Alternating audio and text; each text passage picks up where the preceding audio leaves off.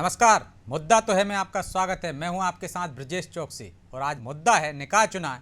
लेकिन हम बात करेंगे कि ये चुनाव से किस तरह से सबक मिला है राजनीतिक दलों को। मध्य प्रदेश में सत्ता का सेमीफाइनल माने जाने वाले निकाय चुनाव में बीजेपी का बोलबाला रहा है। 46 नगरीय निकाय में से बीजेपी ने 31 पर कब्जा किया है, वहीं कांग्रेस 7 पर सिमट कर रह गई है। सबसे बड़ा उलटफेर कमलनाथ के गढ़ छिंदवाड़ा में कांग्रेस की करारी हार से हुआ। यहाँ बीजेपी ने 6 में से 4 निकाय कांग्रेस से छीन लिए हैं। वहीं कमलनाथ की विधानसभा में कांग्रेस का सुपड़ा साफ हो गया। नगर पालिका परिषद सौंसर में कांग्रेस को एक भी सीट नसीब नहीं हुई। यहाँ 15 में से 14 वार्ड में भाजपा ने जीत दर्ज की है, तो वहीं एक वार्ड में निर्दलीय को जीत मिली है। उधर सागर जिले में 2 नगर पालिका और 1 नगर परिषद पर भाजपा का दबदबा रहा। गढ़ा कोटा नगर पालिका के सभी 23 वार्ड में भाजपा ने जीत हासिल की। खुरई नगर पालिका के 11 वार्ड में भी भाजपा ने क्लीन स्वीप कर लिया। हालांकि कांग्रेस ने वन मंत्री विजय शाह की गढ़ में सेंध लगा दी। हरसूद नगर परिषद में कांग्रेस ने 11 पर जीत दर्ज की, तो वहीं बीजेपी 2 पर सिमट कर रह गई, जबकि 2 निर्दलीय प्रत्याशी जीते हैं। वहीं निकाय के परिणाम पर बीजेपी प्रदेश अध्यक्ष बीडी शर्मा का कहना है कि कांग्रेस अपना अस्तित्व खो चुकी है। उधर कांग्रेस बीजेपी पर सत्ता का दुरुपयोग करने का आरोप लगा रही है। तो निकाय चुनाव के दंगल पर हम इसी पर चर्चा करेंगे, लेकिन पहले सुन लेते हैं कुछ नेताओं की और राजनीतिक दलों के वरिष्ठों की प्रतिक्रियाएं। जिनके परिणाम लगभग आ गए हैं, 31 में से भारतीय जनता पार्टी को 31 नगर परिषद नगर पालिकाओं में बहुमत की ओर भारतीय जनता पार्टी पूरी तरह से अग्रसर हुई है। कांग्रेस केवल 7 पर सिमट के रह गई है। कांग्रेस अपना अस्तित्व मध्य प्रदेश के अंदर खो रही है। सत्ता का दुरुपयोग किया उन्होंने, पुलिस प्रशासन पैसे का दुरुपयोग किया, उसके बाद भी बड़ी संख्या में हम जीते हैं। नगरीय निकाय चुनाव की बात करें तो उसमें भी हम 16 में से 5 नगर निगम जीते हैं। भारतीय जनता पार्टी 7 सीटों पर हार हुई है। देखिए, 18 जिलों के चुनाव थे। यदि बात करें तो 46 नगर परिषद के चुनाव थे और निश्चित तौर पर ये आदिवासी बाहुल्य इलाके के चुनाव थे। और हम तो कह ही रहे हैं कि जिस प्रकार से हमको जीत मिली है, हमको उम्मीद है कि 2023 में इतिहास दोहराएंगे। 2023 में 2018 से ज़्यादा सीटें ला के हम सरकार बनाएंगे।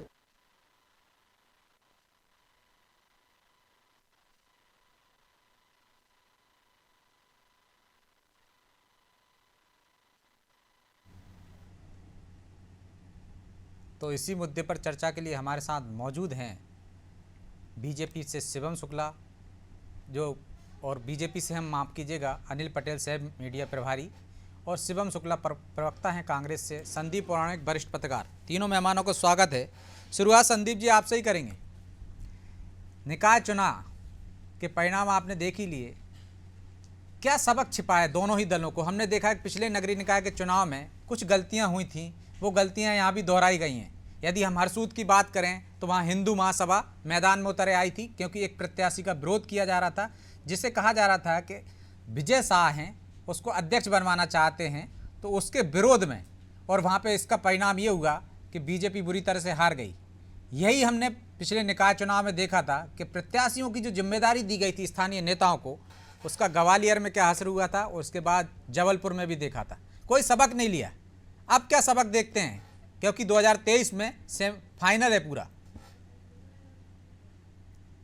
महत्वपूर्ण चुनाव थे ये, उन इलाकों में ज्यादा थे जो आदिवासी बाहुल्य हैं। बिल्कुल। और मध्य प्रदेश की राजनीति में आदिवासी वोट बैंक के महत्व को दोनों राजनीतिक दल जानते हैं। हरसूद की जो आपने बात की है, ये बड़ा महत्वपूर्ण चुनाव था, क्योंकि इससे सीधे तौर पर सरकार के एक मंत्री जुड़े हुए थे, वो सक्रिय भी रहे और उम्मीदवारी तय करने में भी उनकी बड़ी भूमिका रही। अब सवाल ये उठ रहा है कि क्या इन छोटे चुनाव में भी मंत्री स्तर का व्यक्ति अपने चहेते उम्मीदवार को नहीं जिता पा रहा है? तो क्या उस मंत्री के खिलाफ भी असंतोष है?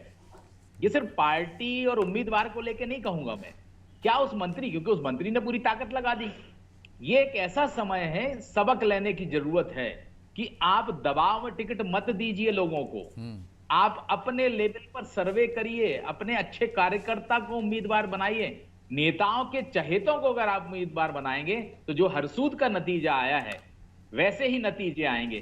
कांग्रेस के लिए भी सबक है, क्योंकि छिंदवाड़ा में बड़ी हार मिली है आपको, 6 में से 4 में आप हार गए हैं। तो दोनों राजनीतिक दलों के लिए संदेश छुपे हैं इसमें।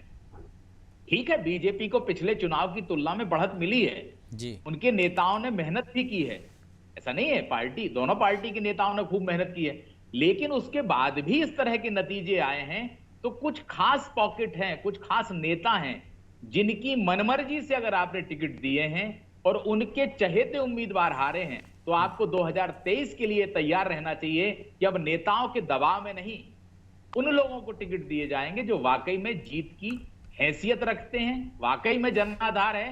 अब इस पर कितना गौर करती हैं पार्टियां, ये तो वक्त बताएगा। शिवम जी, सबक तो आपके लिए भी छिपा है। जिस तरह संदीप जी ने कहा कि कांग्रेस के लिए भी सबक है, लेकिन सबक कांग्रेस के लिए ज़्यादा इसलिए है क्योंकि आप 2023 में सत्ता में वापस जाना चाहते हैं, लौटना चाहते हैं और कैंपेन चला रहे हैं बाकायदा कि कमलनाथ जी फिर सीएम बनने वाले हैं। लेकिन यदि निकाय चुनाव के परिणाम देखें तो ये तो परिस्थितियां कुछ और ही कह रहे हैं। इन चुनावों को सेमीफाइनल माना जा रहा था, लेकिन इनके नतीजों को देखें तो आपकी उम्मीदों पर पानी फिर रहा है। वजह क्या है?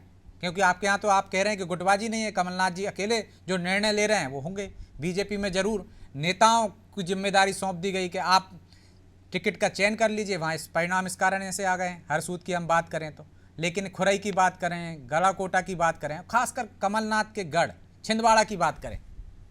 देखिए, छिंदवाड़ा में क्या हुआ, सबसे पहले तो वहीं से शुरू करना चाहूँगा। छिंदवाड़ा में कमलनाथ जी ने, उनकी क्या वहाँ पे साख है, किस प्रकार से लोग उनको पसंद करते हैं, उन्होंने जिस व्यक्ति को वहाँ पे उम्मीदवार चुना उसके बारे में लोगों की क्या विचार थे, यह चीज़ें हमने महापौर के चुनाव में देखी है। जिस प्रकार से कांग्रेस पार्टी ने पूरी छिंदवाड़ा में नगर निगम में एक ऐतिहासिक विजय को हासिल किया था, वह अपने आप में स्पष्ट करने के लिए काफ़ी था कि छिंदवाड़ा में कमलनाथ की लोकप्रियता किस स्तर तक है। पूरे प्रदेश में इन चुनाव परिणामों में एक बात स्पष्ट हो गई है कि जनता शिवम जी, इतने जल्दी पानी क्यों उतर गया? देखिए, क्या होता है कि पिछली बार भी जो परिषद के नतीजे थे जहां पे पार्षद चुने गए हैं, छोटे स्तर पर चीज़ों को मैनेज करना, मशीनरी पे दबाव डालना, प्रशासन का दुरुपयोग करना, यह चीज़ें भारतीय जनता पार्टी के लिए कहीं ना कहीं ज़्यादा सहज थी। और जब मेयर का इलेक्शन हुआ उस पर काफ़ी प्रयास के बाद भी वह उतने वृहद स्तर पर चीज़ों को शायद मैनेज नहीं कर पाए, जिसके कारण परिणाम जो आने चाहिए थे उसी रूप में सामने आए। कांग्रेस पार्टी ने एक अपूर्व विजयश्री ये जो नगर निगम के चुनाव नहीं हारने के, हर चुनाव में कुछ काम, हम इन चुनावों का भी हम आत्ममंथन तो स्वाभाविक है कि करेंगे ही करेंगे। चुनाव जीते या हारे, हम उसकी बैठकर अपने पार्टी के भीतर जो हमारा इंटरनल फोरम है वहाँ पे चर्चा होती है कि कहाँ पे हम आगे कर रहे गए, कौन सी इलाके थे जहाँ पे हमें पीछे थे, किस फील्ड में हमें काम करने की जरूरत है, इन चीज़ों पर बात की जाएगी। लेकिन यह नगरीय निकाय के पंचायत के जो ओवरऑल मध्य प्रदेश में चुनाव थे पिछले जो 3 महीने में हुए हैं, उससे एक बात तो स्पष्ट है कि मध्य प्रदेश की जनता कहीं ना कहीं भारतीय जनता पार्टी के कुशासन से त्रस्त है और एक बदलाव के मूड में है। तो फिर तो परिणाम उल्टे होना चाहिए थे ना शिवम जी? देखिए, हर चीज परिणामों से नहीं आकी जा सकती। परिणाम कैसे आकी जाती है? परिणाम कैसे पता चलेगा? जब लोग बहुमत दे रहे हैं, उनको पूरा सपोर्ट कर रहे हैं, चुनाव में जिता रहे हैं, तो फिर किस आधार पे नापें? देखिए, कौन सा पैमाना आपके पास? देखिए, इतना पुलिस प्रशासन और मशीनरी, कमलनाथ जी ने बार बार अपने प्रेस कॉन्फ्रेंस में इस चीज को रेखांकित किया है, उसके बावजूद अगर भारतीय जनता पार्टी इतना नेक टू नेक फाइट में है, और हम पूरी तरीके से, ऐसा तो है नहीं कि हमारा सफाया हो गया, हाँ वो आगे हैं हमसे, लेकिन उन्होंने किस स्तर तक जाकर के इन चुनावों को लड़ा, नहीं किस स्तर तक उन्होंने जाके इन चुनावों को लड़ा, किस स्तर तक जो एक राजनीतिक शुचिता होती है उसका उन्होंने हनन किया, इसके बावजूद भी वह परिणामों को एक तरफा नहीं ला पाए हैं। जनता का जो सिर्फ 2 दर्जन शिकायतें हुई हैं चुनाव आयोग में। देखिए, इससे अंदाजा लगा सकते हैं आपके कितनी गड़बड़ियों की आपने शिकायतें की? शिकायतें तो हमने न्यूमरस की हैं, चुनाव आयोग क्यों नहीं की आपने? करना चाहिए था आपको। देखिए, चुनावों में हमने ये चुनावों को जनता के भरोसे लड़ा है, हमें जनता पे पूरा विश्वास है। और आप देखिएगा 2023 के जो चुनाव हैं वो अपने आप में इस पूरी कहानी को बयां कर देंगे कि जनता के दिल में क्या था और भाजपा ने कैसे उसको, परिणामों को अपने पक्ष में इन चुनावों में परिवर्तित किया है। जनता के मिजाज को नहीं बदला जा सकता है। इन चीजों से भारतीय जनता पार्टी वहां पे प्रशासनिक तंत्र ने आपके मतलब बीजेपी का सपोर्ट नहीं किया, उसके बावजूद भी हम जीते हैं। तो आप समझिए कि वहां पे किस स्तर तक जनता का आक्रोश रहा होगा, किस प्रकार से प्रशासन और मशीनरी के दुरुपयोग के मतलब आप अपनी गलती स्वीकार नहीं कर रहे हैं कि जो आप तमाम कोशिशें कर रहे हैं। पिछली बार कमलनाथ जी ने कहा था कि निकाय चुनाव में उनका कोई इंटरेस्ट नहीं है, लेकिन इस बार उन्होंने कहा कि मैं राहुल गांधी की यात्रा में भी नहीं गया क्योंकि निकाय चुनाव हो रहे हैं और ये 2023 से पहले हो रहा है। इतनी गंभीरता से ले रहे थे वो, इसके बावजूद परिणाम आपके। निसंदेह एक राजनीतिक कार्यकर्ता होने के नाते, हम सबके नेता होने के नाते, उन्होंने इस चुनाव को पूरी तन्मयता के साथ लड़ा। इस चुनाव में वह लगातार सक्रिय थे। सामाजिक स्तर पर उन्होंने सामंजस्य बिठाया, राजनीतिक स्तर पर जो विचार विमर्श था उसको किया। लेकिन मैं बार बार बोल रहा हूं, यह परिणाम अपने आप में पूरी कहानी बयां नहीं कर रहे हैं। जो जनता का आक्रोश है वह भारतीय जनता पार्टी के विरोध में, वह इन परिणामों के माध्यम से दिखाई नहीं पड़ रहा है। मैं आपको बोल रहा हूं कि 2023 तक का वेट करिए। यह चुनाव परिणाम मात्र उन चुनावों की रिहर्सल बस थे हमारे लिए कि आने वाले वक्त में जनता किस प्रकार से पूरे मध्य प्रदेश में एक शासन व्यवस्था का परिवर्तन करने जा रिहर्सल तो रही थे, है। लेकिन रिहर्सल से ही पता चलती है ना। देखिए अनिल जी ठीक है, मैं लौटूंगा आपके पास।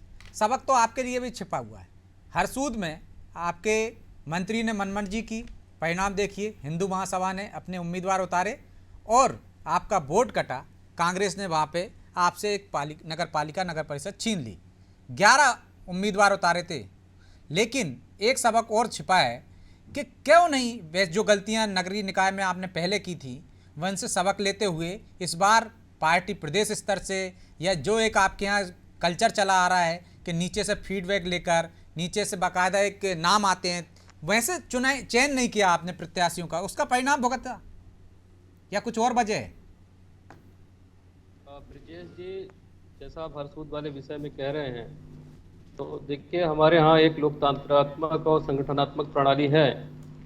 जो स्थानीय निकाय के चुनाव होते हैं उसमें एक हमारे मंडल अध्यक्ष और उनकी टोली होती है, टीम होती है, वो अपने आधार पर वहाँ पे सारी चीज़ों का निर्णय करके और नाम ऊपर जिले में भेजते हैं और जिले स्तर पर फिर सारी चीज़ों को देखते हुए कौन जीत सकता है और क्या स्थिति परिस्थिति है, कौन कार्य करता है, उस आधार पर यह निर्णय लिया जाता है कि किसे लड़ाना वहाँ पे उचित होगा, चाहे वो पार्षद के प्रत्याशी हो या नगर परिषद, नगर पालिक निगम। लेकिन वही तो नहीं दिखा ना नगर निगम के रहे हैं। हरसूद में आपकी पार्टी का विरोध था, इसी वजह से आपके ही समर्थक वाले लोग मैदान में उतरे, तो फिर कैसा चयन प्रक्रिया? स्थानीय स्तर पर ही तो विरोध हो रहा था। वही हुआ ना जो कि नेताओं को सौंप दिया था आपने, जैसे महापौर के समय में हुआ कि भोपाल की जिम्मेदारी, ग्वालियर की जिम्मेदारी, जबलपुर की जिम्मेदारी आपने स्थानीय नेताओं को दे दी थी, वैसी जिम्मेदारी यहाँ दे दी थी क्या? देखिए जो निर्णय आए थे, जैसे आप जबलपुर और ग्वालियर का भी कह रहे थे, निर्णय गलत नहीं थे, कुछ कमियां रह जाती हैं। देखिए 100% कोई भी चुनाव जीते नहीं जा सकते हैं ब्रिजेश जी। हम चुनाव लड़ते हैं, विपक्षी पार्टी भी चुनाव लड़ती है, उसकी भी तैयारी रहती है, कुछ सीटें वो भी जीतेंगी। ऐसा भी नहीं कि लोकतंत्र में विपक्ष एकदम से शून्य हो जाएगा। विपक्ष को भी अच्छी मजबूती से लड़ना चाहिए और वो निश्चित तौर से कुछ सीटें उनको मिलती ही हैं। अब आप 100% की गारंटी तो कोई भी दल नहीं ले सकता है कि हम 100% जीत के आएंगे। अब हम 90%, 80% पिछले चुनावों में हम जीत के आए थे। इस बार भी जैसा मेरे पास रुझान आ रहे हैं या आंकड़े मेरे पास हैं, उसमें लगभग 30 से 31 46 में से अपने को बहुमत की स्थिति में है। यहाँ हम अपने अध्यक्ष बनाएंगे, तो ये भी लगभग 80% का 70-80% के बीच में आंकड़ा आ रहा है। अब इतना बड़ा अगर मैंडेट हमें दे रही है पार्टी को जनता, तो ये कोई, लेकिन अभी आप शिवम जी को सुन रहे थे, वो तो कह रहे हैं कि प्रशासनिक तंत्र का आपने दुरुपयोग किया, इस वजह से ये परिणाम आपके फेवर में आए। ब्रिजेश जी, जब चुनाव चल रहा था उसी समय अजय सिंह जी का, जो इनके नेता प्रतिपक्ष हैं, उसी समय बयान आ गया था कि प्रशासनिक का दुरुपयोग हो रहा है। एक चिल्लाने लगते हैं कि मशीनरी का दुरुपयोग हो रहा है या ईवीएम मशीन खराब है। तो आप भी समझते हैं, पौराणिक जी भी समझते हैं कि जब कोई दल इस तरह की बातें करने लगे, मतलब उसका कॉन्फिडेंस कहीं डावाडोल हो गया है। अब उन्होंने हार स्वीकार कर ली है, इसका ये मैसेज होता है सीधा सीधा। उनको ग्राउंड रिपोर्ट आ जाती है कि साहब हम हार रहे हैं। अब ठीकरा किस पे फोड़े? तो ठीकरा फोड़ते हैं वो मशीन पे, सरकारी मशीन पे, ईवीएम पे। तो ये धोना इनका चालू हो जाता है। तो ये ब्रिजेश जी मेन ये बात है। बाकी इनके कमलनाथ जी हैं, इनको कोई इंटरेस्ट ही नहीं है। ये कभी कह देते हैं कि मुझे महापौर के चुनाव में इंटरेस्ट नहीं है। अभी इन्होंने अभी तुरंत बोला है कि मुझे राष्ट्रीय अध्यक्ष और इसमें गुटबाजी में नहीं पड़ना है, मतलब उनको संगठन में भी इंटरेस्ट नहीं है। वहां भी राहुल गांधी के भी नहीं गए, इंटरेस्ट नहीं है। तो भैया तुम क्यों लगे हो? किसी और युवा को आगे बढ़ाओ, किसी और को जिम्मेदारी दो, वो कांग्रेस को संभाले। हम तो चाहते हैं ब्रिजेश जी की संगठन मजबूत रहे, विपक्ष भी मजबूत रहे। जब लेकिन संदीप जी ने एक चीज पर और इशारा किया था कि आदिवासी बहुल सीटें ज़्यादा थी और आप लगातार प्रयास कर रहे हैं उस वर्ग में पैठ बढ़ाने की, क्योंकि 2018 में आपको थोड़ा सा झटका मिला था। इस वजह से भी ये चुनाव इसलिए महत्वपूर्ण है। आप देखिए 47 सीटों पर प्रभाव डालते हैं आदिवासी, लेकिन उस जगह भी आपको उतनी सफलता नहीं मिली जितनी मिलना चाहिए थी। तो कहीं ना कहीं कांग्रेस की तरफ लौटता दिख रहा है आदिवासी वर्ग। ब्रिजेश जी, जो आदिवासी समाज हैं उसके लिए जितना भारतीय जनता पार्टी की केंद्र सरकार और हमारी प्रदेश सरकार ने किया है, मुख्यमंत्री शिवराज सिंह जी ने किया है, पैसा एक्ट के माध्यम से हो या अन्य अन्य योजनाओं के माध्यम से, उतना पिछली किसी सरकार ने नहीं किया है। कांग्रेस तो कभी कल्पना भी नहीं कर सकती है। तो निश्चित तौर से जो आदिवासी समाज है उसको अगर किसी से उम्मीद है भी तो केवल भारतीय जनता पार्टी से ही उम्मीद है। कांग्रेस से तो वो उम्मीद खो ही चुका है। तो ऐसा बिल्कुल नहीं है। आदिवासी वर्ग हमारे साथ है। आप निश्चित तौर से आगे देखेंगे कि हमें आदिवासी बेल्ट में भी अच्छी सफलता मिलेगी और भारतीय जनता पार्टी अच्छे बहुमत में जीत के वहां से भी आएगी। ब्रिजेश जी, संदीप जी, गोंडवाना गणतंत्र पार्टी ने भी जिस तरह से प्रदर्शन किया और जैस का रुख इस बार स्पष्ट नहीं था कि वो कांग्रेस को समर्थन देगी या नहीं देगी। उन्होंने अपने समर्थन दिया वहाँ पे निर्दलीय लोगों को, अन्य पार्टी के लोगों को भी समर्थन दिया जो उनकी विचारधारा से मिलते जुलते। तो आपको लगता है कि विश्वास वापस हासिल करने की जो बीजेपी कोशिश कर रही थी उसमें सफल हुई है? देखिए ब्रजेश जी, जहां तक आपने गोंडवाना गणतंत्र पार्टी की बात की और जयश्री की, स्वाभाविक सी बात है, उनका वोट प्रतिशत तो है, उनके समर्थक तो हैं। जितनी ताकत जयस की बढ़ेगी, गोंडवाना गणतंत्र पार्टी की बढ़ेगी, उतनी ही कांग्रेस को नुकसान होगा, या यूं कहें कांग्रेस कमजोर होगी। अब पूरे नतीजे आ जाएंगे, उसके बाद अपन ये देख पाएंगे कि जयेश का और इसका क्या असर रहा। लेकिन ये चुनाव जो है ब्रजेश जी, इसमें आप दो तीन चीजें देखिए।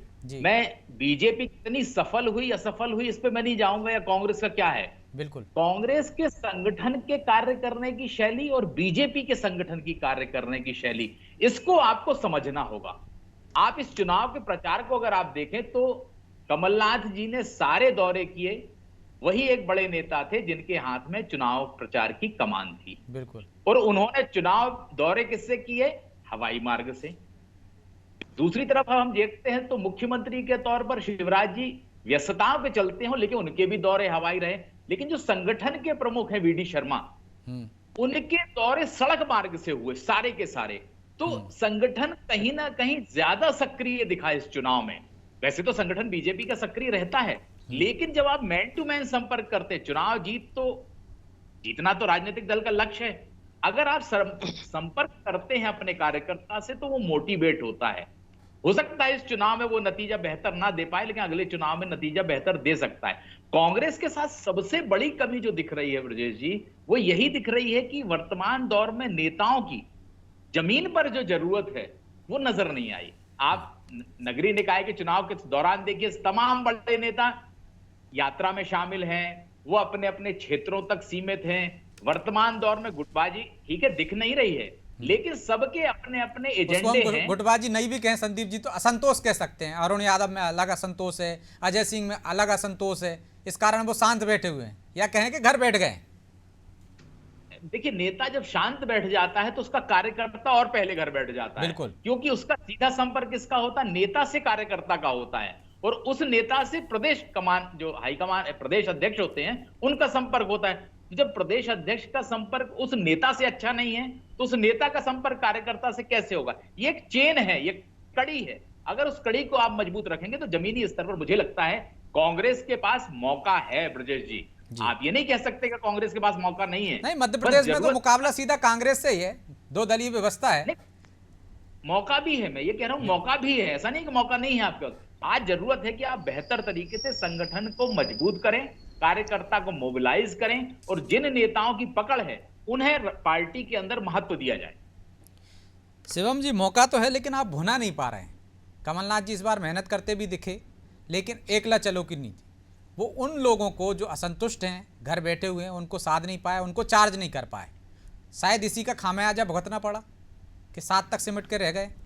देखिए, पहली बात तो जो आपने बात की कि नेता असंतुष्ट हैं, आप चाहे रैगांव का उपचुनाव ले लीजिए या खंडवा का उपचुनाव जो हुआ था, आपने देखा था कि जो भी नेता हैं, चाहे अजय सिंह जी हों, अरुण यादव जी हों, या फिर कोई अन्य कांग्रेस पार्टी का नेता हो, सभी ने आदरणीय कमलनाथ जी के नेतृत्व में मजबूती के साथ पार्टी को ही मजबूत करने के लिए काम किया है, पार्टी के प्रत्याशी को जिताने के लिए मेहनत की है, और जिसके सकारात्मक परिणाम हमने देखा है कि पूरे प्रदेश में हमें उपचुनावों में और नगरीय निकाय के चुनावों में देखने को मिले हैं। इसलिए यह अंतरकलह की बात, यह तो भारतीय जनता पार्टी के लोग प्लांट करते रहते हैं। इनके यहाँ स्वयं के यहाँ एक आज बड़ा असंतोष है। इनके यहाँ मंच से दिखती है ना, नहीं, कुछ नहीं दिखाई देती। मैं स्पष्टता के साथ कहता रहा हूँ, पिछले 5-7 वर्षों में कमलनाथ जी ने मध्य प्रदेश कांग्रेस को एक सूत्र में पिरो करके रख दिया है। आज जो आप गुटबाजी की बात करते हो तो भारतीय जनता पार्टी में अपने चरम पर है। आप चाहे सिंधिया जी और शिवराज जी के बीच की गुटबाजी देख लीजिए, या फिर आप देखिए कैलाश चलिए ये भी विजयवर्गीय, मान लेते नरोत्तम हैं, फिर मिश्रा भी तो आप जैसे फायदा नेताओं नहीं से उठा पा रहे हैं। नहीं, मैं बोल तो रहा हूं कि इतने प्रशासन और मशीनरी के दुरुपयोग के बावजूद भी अगर हम इतने पॉजिटिव नतीजे लेकर के आए हैं, जब चुनावों को निष्पक्षता के साथ जो हमारा राष्ट्रीय इलेक्शन कमीशन है उसके इलेक्शन कमीशन ऑफ इंडिया के उसमें डायरेक्शन में किया जाएगा, तो कहीं ना कहीं कांग्रेस पार्टी के पक्ष में 2023 में नतीजे अपने आप को देखने को लेकिन मिलेंगे। हम तब आप ईवीएम पे ठीकरा फोड़ने लगते हैं। देखिए बिल्कुल कोई बात नहीं है, जनता जब अपना मन बना लेती है तो कितना भी कोई प्रयत्न कर ले, कितने भी तरह तरह के हथकंडे अपनाए जाएं, लेकिन उसके बावजूद जब जनता का मैंडेट स्पष्ट होता है, वह किसी एक दल को निर्वाचित करना चाहते हैं, उसको अपना जनादेश देते हैं, तो वह व्यक्ति, वह दल मुख्यमंत्री की जो कुर्सी है, जो सत्ता है, वहां तक पहुंचने में कामयाब होता है। आपको मैं एक बार जो पुनः आज संदीप जी कह रहे हैं, करना बीडी चाहूंगा शर्मा कि जी कह रहे हैं कि जमीन पे नहीं है आपके नेता, देखिए हवा में है। बीडी शर्मा कह रहे हैं इसलिए अस्तित्व खोते जा रहे हैं। भाई संदीप जी कह रहे हैं जमीन पे आएंगे, मुद्दों की लड़ाई लड़ेंगे, सभी एक साथ एकजुट होकर नजर आएंगे, तब जाके कहीं जाके आपको सफलता मिल सकती है। मौका तो है आपके पास। देखिए हर नेता का अपने एक अंचल में प्रभाव है, जहां पे उसकी सीधी लोकप्रियता है, जहां पे उसके कार्यकर्ता हैं, जहां पे उसकी काडर है, वह उस क्षेत्र में अपने प्रभाव का उपयोग पार्टी के हित के लिए ही अंतोगत्वा करता है। हमारे जो भी नेता हैं वह छिंदवाड़ा में कमलनाथ जी का प्रभाव है, राजगढ़ तरफ आप सोच लीजिए दिग्विजय सिंह जी का प्रभाव है, ग्वालियर चंबल में कौन है? ग्वालियर चंबल नेता में डॉक्टर प्रतिपक्ष की गोविंद आप बात सिंह करते हैं तो वो लहार से बाहर नहीं निकलते हैं। देखिए यह तो आपके देखने का नजरिया है। नेता प्रतिपक्ष निरंतरता के साथ उस क्षेत्र में जो भी उसकी समस्याएं हैं, पूरे ग्वालियर चंबल संभाग में वह लड़ाई लड़ रहे हैं। अब यह मीडिया उसको कितना कवरेज देता है, मीडिया उस चीज को लेकर कितना सजग रहता है, यह एक देखने वाली बात है। और जो नतीजे आए थे मुरैना और ग्वालियर नगर निगम के जब नतीजे आए थे, तो वह अपने आप में स्पष्ट कर दिया था कि गोविंद सिंह का उस क्षेत्र में कितना प्रभाव है, या आदरणीय कमलनाथ जी की उस क्षेत्र में कितनी लोकप्रियता है। या जो उम्मीदवार आप लेके आए थे आपको उनका बार बार प्रभाव। बोलता हूं, छिंदवाड़ा की आप बार बार बात कर रहे हैं। छिंदवाड़ा में एक सामान्य गरीब घर के आदिवासी परिवार के लड़के को उठा करके उन्होंने महापौर जैसे एक जो हमारे संवैधानिक व्यवस्था में जो नगर सरकार का प्रमुख पद है वहां तक पहुंचा दिया। आप छिंदवाड़ा पे आ गए, तो छिंदवाड़ा तो कमलनाथ जी का गढ़ है ना, वहां से तो एक भी सीट नहीं हारना चाहिए थी, लेकिन आप 4 छीन ली आपसे। ऐसा नहीं होता है, राजनीति में कई बार नेताओं को टारगेट किया जाता है, इससे पूरे तो घर में ही टारगेट शुरू हो गया, बाकी प्रदेश की बात अलग है। देखिए यह तो भारतीय जनता पार्टी के लोग करने का प्रयास करेंगे ही कि किस प्रकार से कमलनाथ जी का जो एक गढ़ है, वहां स्ट्रांग होल्ड है, वहां पे किस तरीके से एक मैसेज प्रदेश में दिया जाए, उसको इन्होंने ध्वस्त किया है। लेकिन जनता अपने आप बता चुकी है। सफल हो गए ना वो मैसेज देने में। कैसे सफल हो गए? जब महापौर के चुनाव में जनता ने स्पष्टता के साथ कमलनाथ जी का जो प्रत्याशी था, जो कैंडिडेट था, उसको एक अपूर्व जनादेश के साथ महापौर जैसे पद पे बिठा दिया। उसके बाद अब कहने को कुछ बच के ही नहीं रह जाता है। और मैं आपको बार बार बोल रहा हूं, 5 नगर निगम की सीटें हम जीते थे, 2 पे निर्दलीय प्रत्याशी जीते थे, और 2 सीटें जो थी वो हम 500 से कम वोटों से हारे थे। यानी कि आप देख सकते हैं कि मध्य प्रदेश में एक स्पष्ट सत्ता परिवर्तन की लहर है, और कांग्रेस पार्टी के जो भी नेता हैं विभिन्न अंचलों से आते हैं, वह जब एकजुटता के साथ अपने अपने क्षेत्र में काम कर रहे हैं, और उसका परिणाम 2023 के चुनावों में देखने को मिलेगा। इन चुनावों को हमने अपना एक रिहर्सल की तरह से लिया कि हम इसमें नेट प्रैक्टिस करेंगे, इसमें सीखेंगे अपने संगठन में कहां कमजोरियां हैं, उनको देखेंगे किस क्षेत्र में किस चीज का प्रभाव ज्यादा है, उसको लेकर के हम सजग रहेंगे। नहीं पता थी, लेकिन इन चीजों को राजनीति में आपको निरंतर नए नए मुद्दों को पॉलिश करना होता है, उनको लेकर के अपनी समझ विकसित करनी होती है, और जनता की आकांक्षाएं जब आप तक पहुंचती हैं उसके अनुरूप आप नीतियां बनाते हैं, उसको लेकर के जनता के बीच जाते हैं, और उसके बाद उनका जन समर्थन हासिल करने के लिए प्रयास करते हैं। 2023 के चुनावों में आप देखेंगे कि कांग्रेस पार्टी पुनः सत्ता पर आएगी, और सारे यह जो संशय हैं तो अनिल जी, कांग्रेस तो सत्ता में लौटेगी सबक लेकर। बीजेपी ने कुछ सबक लिया कि नहीं? पिछली बार से इस बार नहीं लिया, अब आगे लेगी कि नहीं? और क्या कमियां दिखती हैं आपको कि आपसे भी जो आपकी सीटें थी वो छीन ली, आपने कांग्रेस से छीना, अच्छी बात है, लेकिन आपसे भी तो वो छीन ले गए।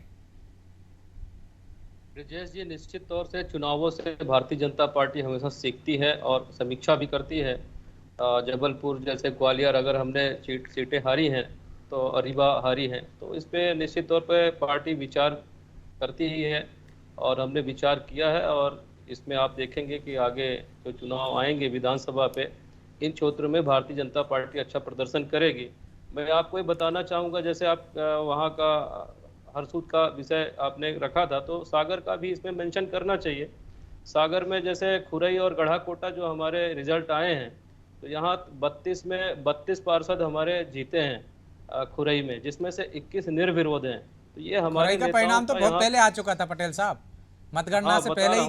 मतदान से पहले ही आ गए थे, एक तरह से और निर्विरोध किन थे आपके। परिस्थितियों में वहां पे तो किस हमारे- प्रकार से विपक्ष हमारी के ताकत नेताओं को वहाँ निरंतर दिखती जो है। पॉलिटिकल इसी प्रकार टारगेटिंग से है उसका गढ़ा शिकार कोटा में करने के बावजूद 23 आप 23 इस हम चीज को जीते हैं। लोकतंत्र के लिए एक जीत की छिंदवाड़ा तरीके से में मत आप देखिए। देख भारतीय लीजिए, जनता पार्टी के जो छिंदवाड़ा लोग में हैं वह इनका निर्विरोध गढ़ चुने है जाने को कमलनाथ अपनी जी का। जीत के रूप में और प्रदर्शित ये करते हैं, 4 लेकिन इनको सीटें यह बात हारे हैं समझनी वहाँ पे, होगी 4। कि जब बिना और 2 में शिवम जी। केवल कांग्रेस आई है और 4 में भाजपा, और मेहगांव में हमने इनको बाहर कर दिया है, बाहर का रास्ता दिखाने का काम किया है।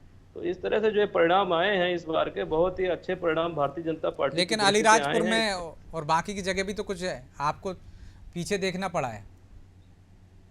देखिए, मैं प्रिया जी पहले भी कह चुका हूँ कि देखिए चुनाव है, इसमें 100% तो जीतना संभव नहीं होता है। निश्चित तौर से अगर हम 20-25% कहीं पे हारे हैं, सीटों को खोया है, तो उसमें विचार मंथन होगा, क्या कमियां रह गई हैं उन पे काम करते हुए उसको जीतने का निश्चित तौर से प्रयास किया जाएगा। और बिल्कुल हमको आशा है कि ठीक है, हमें भारतीय उम्मीद है जनता दोनों पार्टी- ही दल सबक लेंगे और आगे उस हिसाब से रणनीति बनाकर 2023 के मैदान में उतरेंगे। फिलहाल समय इजाज़त नहीं देता, इसलिए चर्चा को यहीं विराम देंगे। आप तीनों मेहमानों का बहुत बहुत धन्यवाद। तो निकाय चुनाव जिसे सेमीफाइनल माना जा रहा था, फाइनल में आने से पहले ही दोनों ही दल उससे सबक ले रहे हैं कि क्या कमियां रह गई हैं, उन्हें कैसे दूर किया जाए और 2023 के चुनाव मैदान में पूरी तैयारी से उतरा जाए, ताकि उन पर इस तरह से लापरवाही का, पक्षपात का या जो प्रशासनिक तंत्र का दुरुपयोग होने के जो दावे किए जा रहे हैं उनसे निपटा जा सके। 2023 से पहले के ये परिणाम एक तरह से दोनों ही दलों के लिए बड़ा सबक है। अब इससे वो कितना सबक लेते हैं ये तो आने वाला वक्त ही बताएगा। फिलहाल मुद्दा तो है, मैं इतना ही, मुझे दीजिए इजाज़त और आप देखते रहिए अनादि टीवी। नमस्कार।